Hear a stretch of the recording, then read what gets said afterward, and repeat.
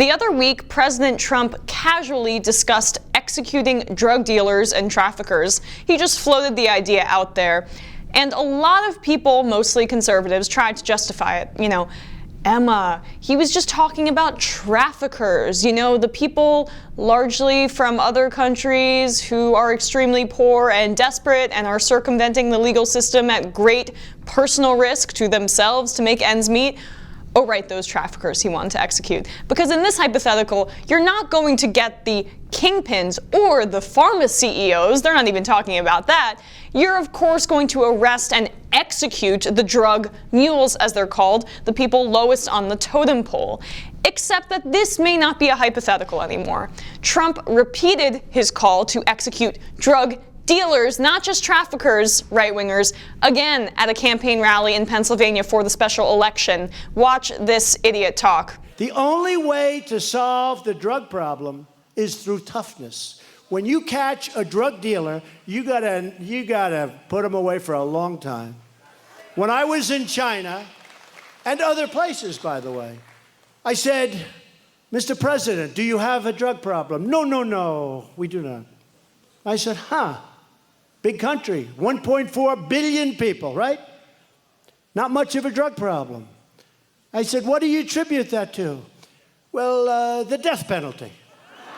So, hey, if you're a drug dealer and you know you're going to get caught and you know that you're going to kill people, you're killing our kids. They're killing our kids. They're killing our kids. They're killing our families. A small side note, anyone notice the vaguely racist half accent that he tried when he was trying to imitate Chinese President Xi Jinping?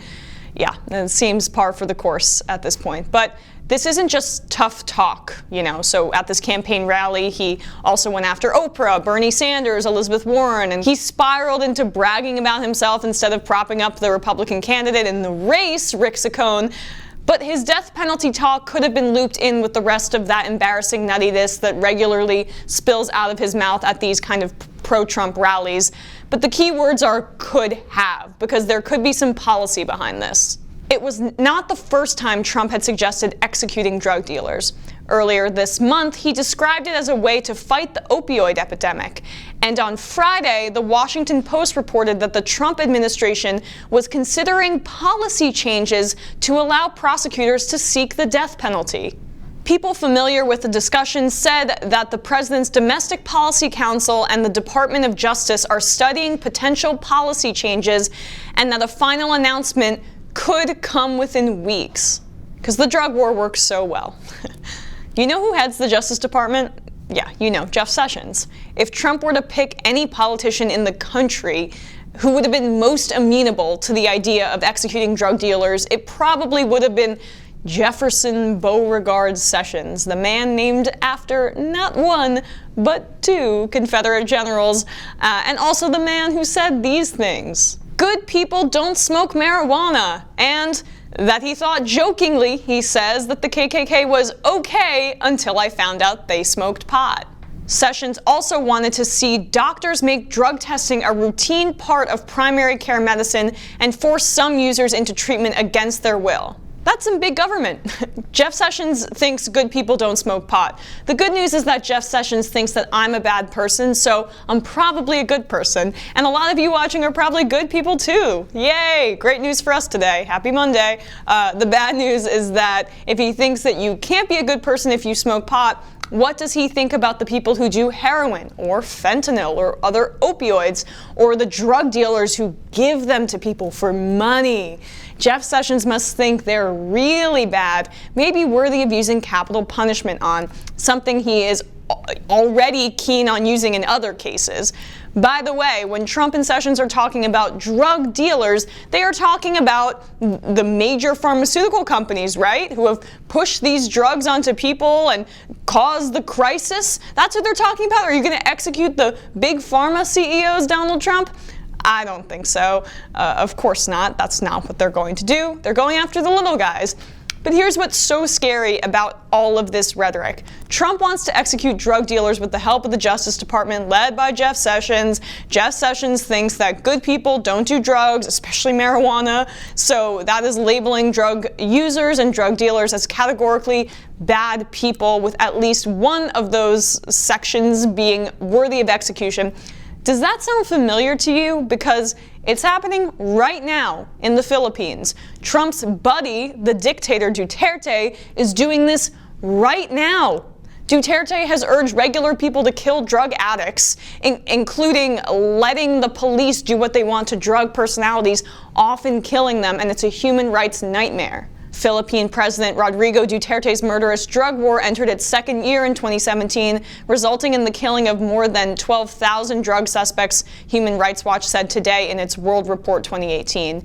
Duterte has responded to increased criticism of his anti-drug campaign by impugning, harassing, and threatening critics of the government and human rights defenders. Since the drug war began on June 30th, 2016, Duterte and his officials have publicly reviled, humiliated, and in one instance jailed human rights advocates.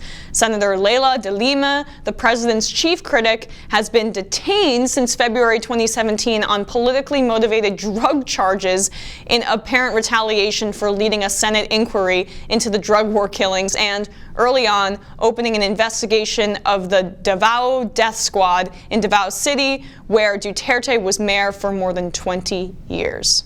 And 12,000 is a conservative estimate. An opposition senator in the Philippines says that the death total is more like 20,000. The Duterte government only claimed to have killed around 4,000 people. That's on the books. But this is the same philosophy that Trump is echoing, just going a little bit further. People who are addicts, often addicted to substances to escape dire economic or personal situations, are lesser than. And drug dealers, often also trying to escape dire economic circumstances, are categorically evil and should be killed. By the way, Trump is the guy that evangelicals, the alleged followers of Jesus, voted into office, and many continue to support, despite all of this, Stormy Daniels included. But it's not just an immoral way to look at things. It's also ineffective. Drug addiction and drug dealing are merely symptoms of something greater.